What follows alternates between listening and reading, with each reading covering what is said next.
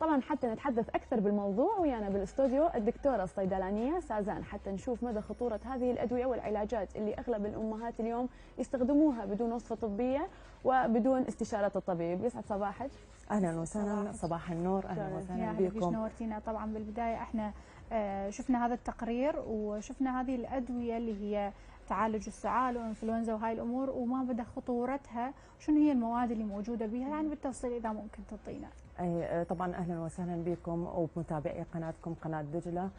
بالنسبه اللي شفنا التقرير، طبعا من المؤلم جدا انه الام او الاهل اللي هم يهتمون بصحه اطفالهم من يعني يعالجون ابنائهم يم الطبيب المختص، ياخذون ادويه بالطريقه الصحيحه وبالجرعات الصحيحه، وهذا الدواء نفسه يكون في تدهور صحتهم واحداث الموت المفاجئ.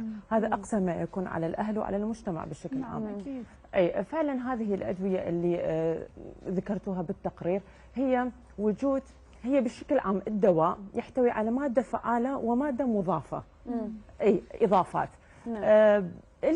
شروب السؤال يختلف عن باقي الاشكال الادويه بانه المواد المضافه هي يعني هوايه نسبيا، لان انت تحضرين بطل من الشروب فاهميتها تعادل اهميه الماده الفعاله، فلازم تكون امنه. فاستخدامهم للمواد المضافه او المواد في تحضير الشروب اللي هي داي اثيلين جلايكول، هي سميتها يعني قاتله بالنسبه للكليه، تسبب احتباس بالكليه الادرار، تسبب عدم كفاءه الكليه لانتاج الادرار ونخر بداخل الكليه، فبالتالي النتيجه يكون توقف الكليه عن العمل وعجز في الكليه والموت بالنسبه لهاي الفئه العمريه مع الاسف يعني. طيب دكتوره، اكو بعض الادويه هم كاتبين عليها انه هي اورجانيك وطبيعيه، هل هذه همنا يعني خطيره ولا لا؟ هذه لا، الاورجانيك أحسن. ايضا يعني هي نفسها يعني هي مو آمنة بشكل الكامل، يعني هي لازم التعامل وياها يكون مثل التعامل ويا الأدوية الاعتيادية. يعني لأنه هي عشبية، وهي أنتم تعرفون الأعشاب هي مكونة من عدة مكونات. يعني الدراسة على العشبية يعني مو دراسات طويلة الأمد، بعد باقي لها دراسات. وأكو بعض المرضى يتحسسون من أنواع معينة من الأعشاب، وأكو مثلا هاي الأعشاب تنمو بتربة غير ملائمة مثلا بها معادن، هاي الكادميوم والرصاص تبقى بالعشب فتأثر. فالتعامل ويا الأدوية مع أن هي موجودة وهي متوفرة والناس من تاخذها تشعر بأمان نوعا ما، بس التعامل وياها بالنسبة للجرعات بالنسبة للهاي مثل التعامل ويا الأدوية الاعتيادية. طيب أكثر اللي ماتوا بهذه الأدوية هم دون ال4 سنوات، فبرأيك أنت صحيح انه احنا ننطي الاطفال اللي هم دون 4 سنوات هذه الادويه او اي نوع ادويه ثانيه؟ هي WHO منظمه الصحه العالميه وهيئه الدواء والغذاء يعني اقروا بانه اقل من سنتين لازم لا يعطى ادويه السعال للاطفال، والان جددوا باقل من 4 سنوات لازم لا يعطى. ولكن مثلا هي موجوده ادويه السعال لان اكو حالات متازمه مفروض علاجها، بس نزلات البرد الخفيفه او الممكن يعني علاجها بالبيت او بالسوائل انه ما تتطلب ادويه السعال. وهمينا مثلا الطفل هو مو شخص بالغ مصغر، يعني يختلف تماما. يعني مثلا احنا يعني العالم تظن بانه هو الشخص بالغ مصغر حسب الوزن ممكن ننطي. هناك انزيمات بالطفل ما تتكون الا بعد السادسه من العمر، او انزيمات بعد العاشره من العمر او عند البلوغ. فالكبد اللي ما عنده هاي الانزيمات اي ماده ضاره تدخل الجسم، دواء او اي ماده ضاره تاثر او ما يقدر يحللها حتى تنطرح بالشكل المناسب. طيب دكتوره، اغلبيه الامهات لما يمرض طفلهم ما يروحون للدكتور، يروحون للصيدلاني ويقولوا له مثلا ينطيهم دواء، او مثلا اكو يخزنون مثلا لما هم يكونوا رايحين مره للدكتور ياخذون صور مثلا الادويه اللي ينطاها الدكتور لهم، نفس الادويه لما تمرض يعني بعد فتره يرجعون ينطوا نفس الادويه. هل هذا الشيء صحيح لو لازم دائما هي تروح للدكتور لو ممكن تستخدم هاي الادويه؟ لا اكيد هذا الشيء مو صحيح. وانا مثلا يعني احب انصح الامهات بانه الاطفال دون ال6 سنوات لازم يم الطبيب المختص.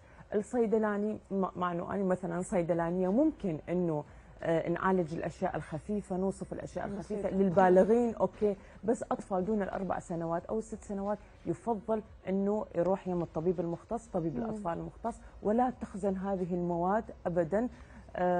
المواد الطبيعيه اللي تستعملها بالايام الاعتياديه ممكن تستعملها كبدايه، بس اذا تشوف الحاله تازمت لا لازم تروح يم الطبيب المختص. طيب احنا ليش بعدها عندنا هذه الفكره انه اني اعرف ابني واني ادرى بابني اكثر من الدكتور، اكثر من الصيدلاني، واني اعرف نوع مرضه، واني استغني عن الصيدلاني وعن الدكتور وانطي الادويه اللي امي وبيبيتي كانوا يعطوني اياها، وهي طرق العلاج. احنا يعني شنو السبب؟ هل قله التوعيه، قله يعني وسائل الاعلام، وسائل السوشيال ميديا ما جاي تنبه الاهالي بخطوره هذا الموضوع؟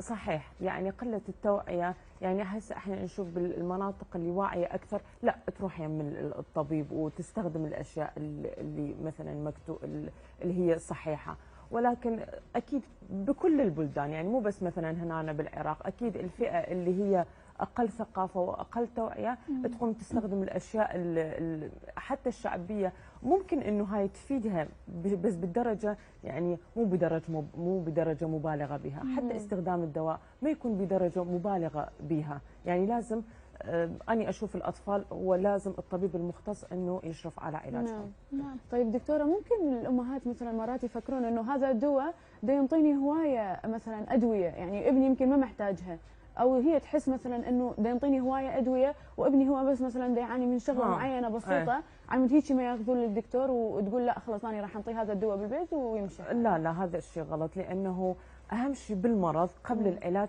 هو التشخيص. نعم. وهذا ما يصير اي احد، لا صيدلاني ولا صيدلاني حتى سريري ولا مضمد ولا اي شخص الا الطبيب، ولا حتى الام يعني اكيد. فيعني التشخيص المرض هو اهم شيء، بعدين تنطي العلاجات. لا العلاجات يعني اكيد كل وحده كل علاج ولشيء معين، مثلا المضادات الحيويه ما يصير طبعا اكثر من يعني 2 لازم 1، بس بقيه الاشياء هي مكملات حتى يعني لعلاج الانفلونزا او نزلات البرد. نعم اكيد. وغيرها يا امينه بعض العوائل لحد هذه اللحظه هي نفس العلاج اللي تنطيه لابنها الكبير تنطيه لابنها الصغير، يقول لك هو علاج واحد. صحيح. وهو يعني مرض واحد. لا هذا الشيء كلش غلط. ولحد هذه اللحظه يعني على الرغم من انه بالفتره السابقه همينه صار اكو تحذير من قبل الصحه يعني العالميه بخصوص هذا الموضوع، بخصوص الادويه اللي خاصه بالسعال، ولحد هذه اللحظه احنا نشوف صيدليات ورفوف الصيدليات هي بالواجهه مليئه بهذا النوع من الادويه. بالنسبه للصيدلاني يعني هناك مثلا ادويه السعال لا تعطى بوصفه طبيه ملتزمين صراحه. يعني انا اشوف مثلا انا مشتغله بالصيدليه،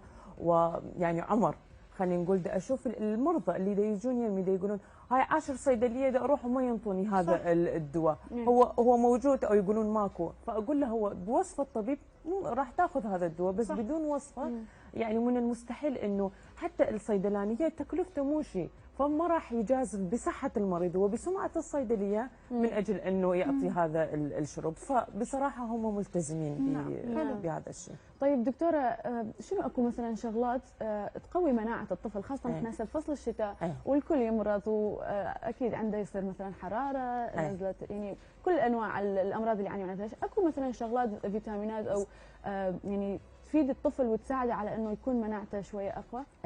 بالنسبه لنزلات البرد والانفلونزا الخفيفه او خلينا نقول المتوسطه اللي تصيب الاطفال دون السنه الرابعه، يعني من حسن الحظ هي فيروسي. يعني ممكن علاجها بالبيت او مو بالراحه، مو مثلا ما تحتاج المضاد الحيوي او شروب السعال ما راح تفيده بقد ما مثلا تضره، فهذا لحسن الحظ انه هو فيروسي مو بكتيريا. بالنسبة للعمر الصغير مثلا سنة أقل من سنتين، العسل هو كلش مفيد، هو يذوب المادة المخاطية ويقلل من حدة السعال. بالنسبة للسنتين فما فوق، يعني إضافة للعسل أكو هذا الفيكس اللي يدهنون الصدر والاستنشاق، يفتح تجويف الأنف وأيضا يخفف من السعال. واكو همينه شغله كلش مهمه يعني برا يستخدموها كلش، احب مثلا الامهات ايضا تستخدمها باستشاره من الصيدلاني، الصوديوم كلورايد، الملح، بس الملح الموجود بالصيدليه مو الملح الاعتيادي، ويا المي المي مقطر، يفضل المي مقطر او يغلى بعدين يبرد. بالسرنج 10 سي سي تحطه بتجويف الانف مع شويه تسد الفم وتدفعه. من الجهه الثانيه عفوا تنزل كل المواد المخاطيه والفيروس ايضا ينزل معها. ويعني يشعر الطفل براحه تامه. السوائل، الشوربات، شوربه الدجاج كلش مفيده. وايضا القطرات الملحيه مثل ما قلنا ايضا تستخدم. الجو يكون هواء رطب مو هواء جاف. اكو اجهزه ابخره يعني، واذا ما توفرت يمكن انه حمام ببخار، بس مو حمام هوايه حار يعني، حمام بخار. هذا البخار كلش له فعاليه بتذويب الماده المخاطيه بالانف وبالفم. بس عفوا اول ما يبتدي الطفل مثلا يصاب بالبرد او الفلو، اذا عنده حراره، هاي الحراره يجب ان تعالج بالبدايه حسب امر الطفل. اذا قطرات من البارستامول او اذا شروب يعني تعالج الحراره. من تخف الحراره الطفل راح يعني اكله يصير احسن، راح يشعر بتحسن. بالنسبه للفيتامينات انا ما افضل فيتامين سي للكبار اوكي، بس للصغار هم الفيتامين سي ياثر على الكليه. فيفضل انه اخذ الفيتامين من العصائر الطبيعيه، من البرتقال، من التفاح. هاي العصائر الطبيعيه. ما نكثر بحالات الفلو والبرد، ما نكثر بالعصائر والهاي من السوبر ماركتات، لا نعطيه اشياء طبيعيه بشكل يعني طبيعي. طيب هاي الجيلاتينات اللي اكو بها فيتامينات، هاي تنصحين بها ولا لا؟ اي انصح بها. اي يعني هذه زينه ما بها اي خطوره. لا ما بها اي خطوره. طيب احنا الطفل كل شقد او الفتره شقد ما بين يعني وقت الى اخر نوديه الى الطبيب ويعني نسوي تشيك عام؟ والله بالنسبه للاطفال يعني ما انصح بالتشيك، مو مثل الكبار يحتاج مثلا كل 6 اشهر. اذا ما بي اي شيء ما بيعيب. هو احنا عندنا يعني سبحان الله جهاز مناعي، اذا اكو اي شيء خلل تلقائيا يقوم بعلاجه. مثلا مو شرط نروح احنا نسوي تحاليل خاصه من الاطفال. الراحه، البيت، الجو، الانفايرمنت يعني المحيط به يكون مناسب، هو كفيل اذا مو مريض. بس طبعا اذا مريض حالته متازمه انا انصح انه ما نتاخر ولا حتى يوم واحد حتى نوديه من الطبيب المختص. طيب دكتوره، انا اسمع من امهات هو يقولون هو يعني مثلا عنده انفلونزا خفيفه وانا ما راح انطي لا دواء ولا اخذه للدكتور حتى مناعته تقوى، خليه هو جسمه هو اللي يتغلب على هذا الفيروس. هل هذا الشيء صحيح؟ اذا كانت خفيفه اوكي من الممكن، بس مو اذا متوسطه الا العاليه لا، هاي تضره. لان اكو بعض حتى حالات الحراره كلش تاثر على الدماغ.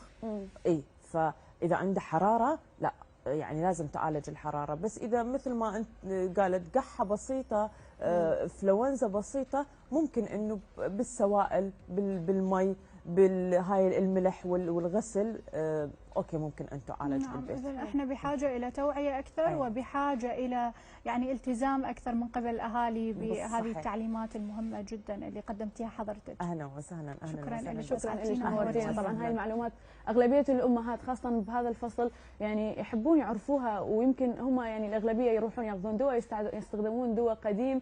يعني اكيد كل استفاد من هاي المعلومات اللي قدمتيها. احب اضيف اذا اكو نعم اكيد يعني هذا الموضوع اللي انتم قدمتوه بصراحه اني يعني كلش اهتميت به، واني استاذه علم السموم بكليه الصيدله. وممكن انه اضيف يعني فقره او موضوع للطلاب الصيادله اللي راح يتخرجون بعد سنه او سنتين عن اهميه ادويه السعال وسميتها وتاثيرها على الاطفال. يعني هذا الموضوع كلش انا همينه حبيته، وان شاء الله يعني يكون شكرا لك. شكرا اهلا وسهلا، شكرا جزيلا.